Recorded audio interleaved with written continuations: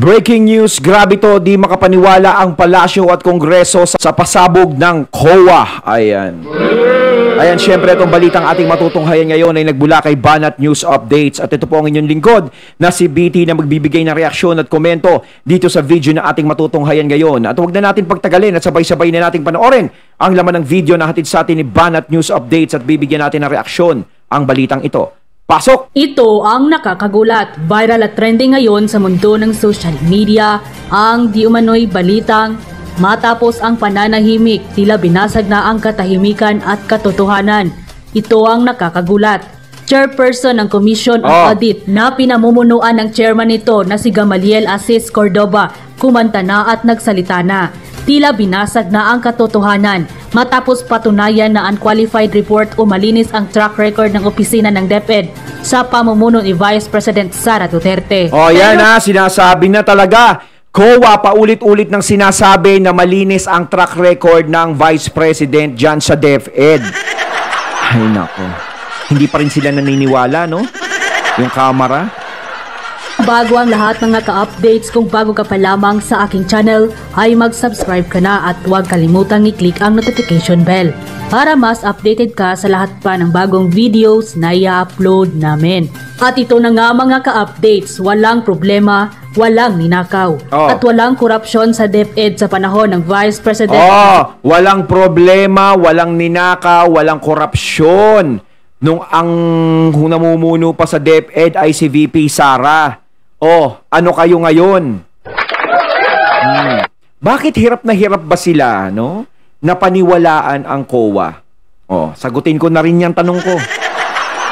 Alam nyo, kung tutuusin, sila satisfied na sila, alam ko, sa sinasabi ng COA. Kasi COA na yung nagpapatunay eh. 'Di ba? Katulad nga na sinabi ni Tatay Digong, sino ba yung imbestiga na tungkol sa mga ni Tatay Digong na sinabihan niya na, ba't hindi mo, COA sasagot niyan, ba't di ka dun magtanong?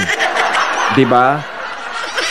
Kasi ang gusto lang talaga nilang palabasin, kaya pinapalabas nilang corrupt si VP Sara, no? Kaya hindi sila naniniwala sa COA, kahit naniniwala na sila dyan. Diba? Kaya pinapalabas nilang hindi sila naniniwala, kasi nga, ang talagang target, main point target nila dyan, masira ang mga Duterte at mapahiya. Kaso nga lang, wala naman silang ebidensya na nilalabas. Yun ang malas nila doon. Diba? Yung tipong bintang ka ng bintang pero wala ka namang ebidensya. No? Puro ka lang marites, puro house show lang yung ebidensyang sinasabi mo. Diba? Eto, isang matibay na katibayan ni VP Sara, ang COA. Napakalaking ebidensya yan. At nagpapatunay na wala siyang ginagawa. Diba? Hindi pa kayo nakukontento? Si Sara Duterte. Ito ang binasag na katotohanan ng Commission on Audit o COA at marami sa ating mga kababayan matapos ang tila kontrobersyang kaliwatkan ng mga aligasyon sa OBP at tila pinopolitika lang umano lahat ng mga kontrobersyang binabato sa Office of the Vice President. Ayon mismo kay Vice President Sara Duterte, mukhang mapapahiyang araw ang mga kongresista sa inilabas na report at pahayag ng Commission on Audit na pinamumunuan ng chairman nito na si Gamaliel Asis Cordova. Matapos patunayang unqualified report o malinis ang track record noon sa opisina ng DepEd, noong si Vice President Sara Duterte pa ang namumuno ito. Tila tiyak rin daw na kahihiyan ang aabuti ng mga kongresista sa Kamara de Representante na hanggang ngayon ay tila naniniwala pa rin sila na mali ang pamamahala ng pangalawang Pangulo na si Sara Duterte. Kaya nga hindi na humaharap si Sara Duterte, si VP Sara sa mga yan eh. Kasi paulit-ulit lang yung nagiging tanong, recycle lang sila ng recycle. So paulit-ulit lang din ang magiging sagot ni VP Sara. No, hindi lang naman kasi si VP Sara ang lumilinis sa pangalan niya eh. Yung COA mismo ang lumilinis ng pangalan niya. Ibig sabihin, hindi kayo naniniwala sa Commission on Audit? Diba? Ano pang ginagawa niyan dyan? Bakit hindi nyo nalang ipatanggal? Diba? Kung hindi nyo sila pinaniniwalaan. Ay. Noong ito pa ang kalihim ng kagawaran ng edukasyon. Dahil dito kinumpirma ng mismo ng Commission on Audit at chairperson na si Gamaliel Cordova na walang naging maling paggastos ang pangalawang Pangulo noong ito pa ang DepEd Secretary. At sa katunayan sa kauna-unahang pagkakataon noong sa 2022, nakuha ng Department of Education ang highest audit ratings mula mismo sa COA. dahil nakita nilang maayos ang paggastos ng pera ng taong bayan sa pamamalakad mismo ng pangalawang Pangulo na si Sara Duterte during her time as DepEd Secretary. Maayos daw yung pamamalakad. As per COA, an unmodified opinion, also referred to as unqualified opinion, is issued when the auditor concludes that the financial statement are prepared in all material respect in accordance with the applicable financial reporting framework. Meanwhile, a modified opinion includes qualified adverse and disclaimer of opinion is issued when the auditor concludes that based on the audit evidence obtained, the financial statement as a whole are not free from material misstatement or is unable to obtain sufficient appropriate audit evidence to conclude that the financial statement as a whole are not free from material misstatement. Ang mga COA audit issues po ay normal ito sa bawat ahensya. These are actions items nila.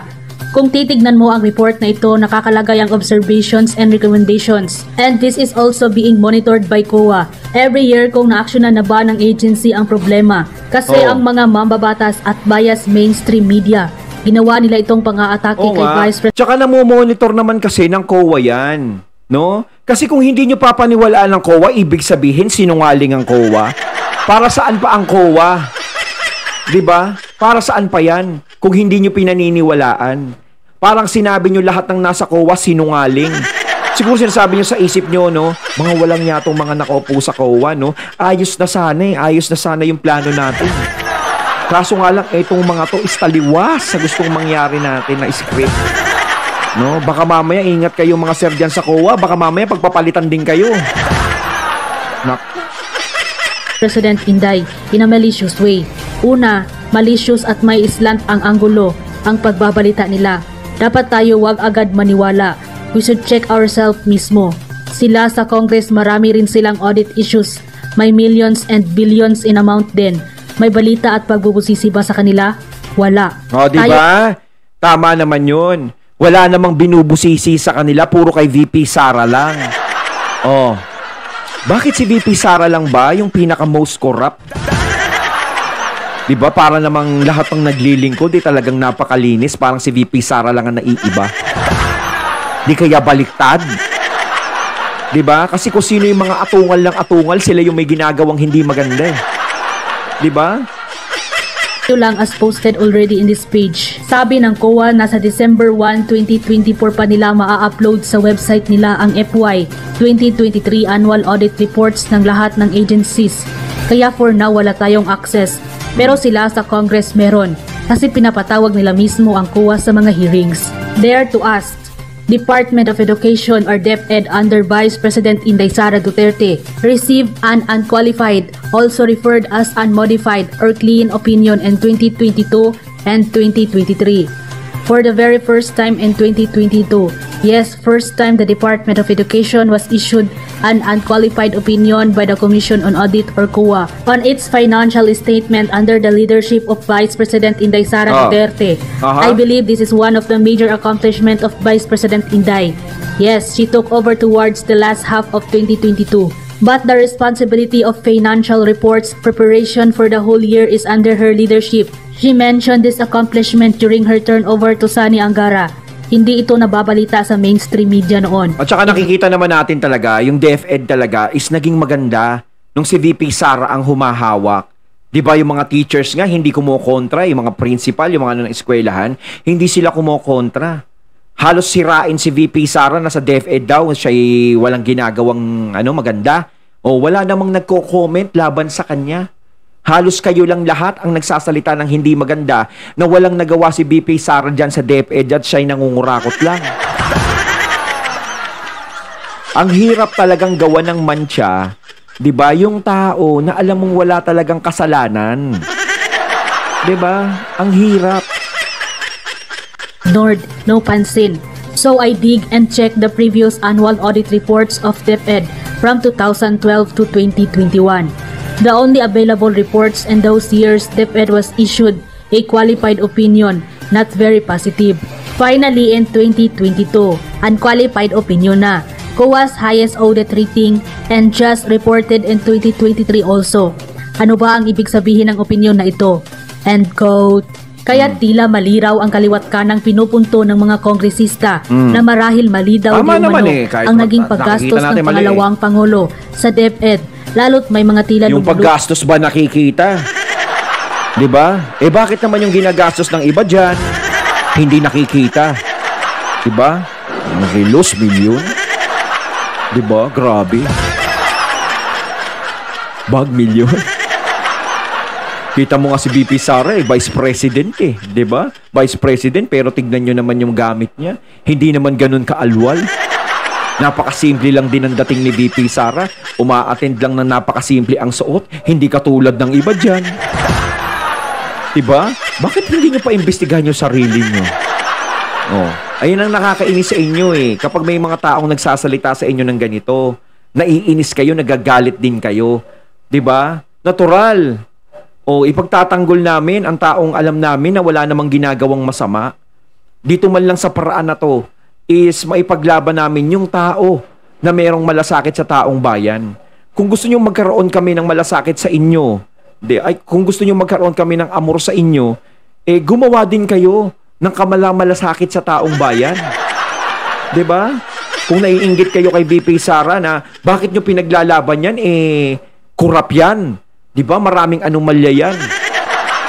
Sa inyo, siguro nakikita nyo maraming anomalya. Pero nakikita nyo naman yung taong bayan, tahimik lang.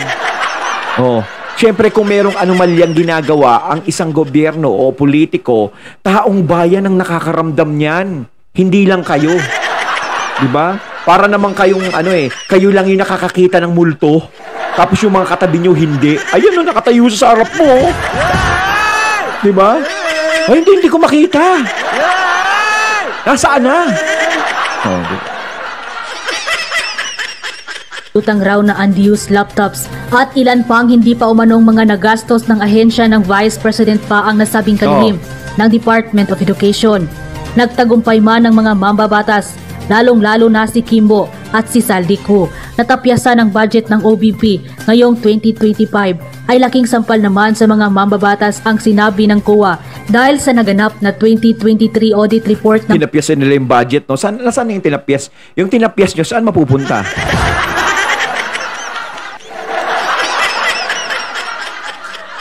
COA, ang Department of Education ay unmodified opinion. Take note, mula ito o sinabi ito mula sa COA. Ano nga ba ang ibig sabihin ng unmodified opinion, mga kababayan? Narito ang inilabas na report at paliwanag ng source online. In the context of COA or Commission on Audit, reports in the Philippines, an unmodified opinion refers to the auditor's judgment that the financial statement of a government agency or entity present a true and fair view of its financial position, operations, and cash flows in accordance with the applicable accounting standards. It means that the auditor did not find any significant issues or misstatement that would require modification to the financial statements. Essentially, it is a clean bill of health from the auditors indicating that the financial records are accurate and reliable. An unmodified opinion is the best type of audit opinion an entity can receive, and it's often considered a sign of good financial management and transparency. And quote, narito naman ang paliwanag ng isang well-known political commentator na si Joe Moreno. At ayon pa sa kanya, unmodified opinion.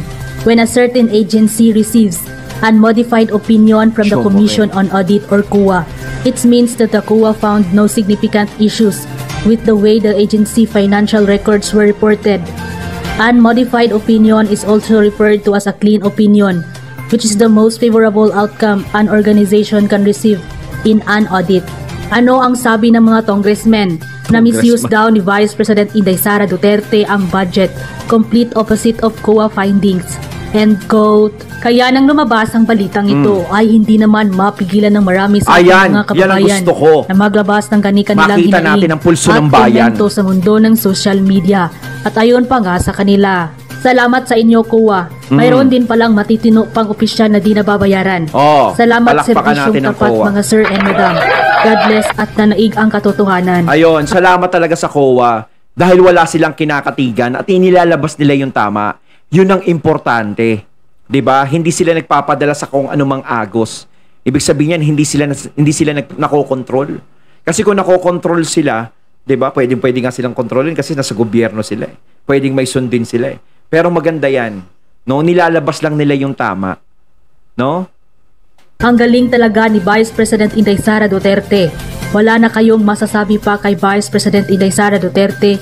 Completely submitted reports. Wow, congratulations. Talagang hindi kurap ang mga Duterte. Yes. God bless always. Kita naman natin to the Duterte family and to all DDS supporters. Yes. Solid Duterte from Cebu. Kaya ganyan eh. Ang daming nagmamahal sa Duterte.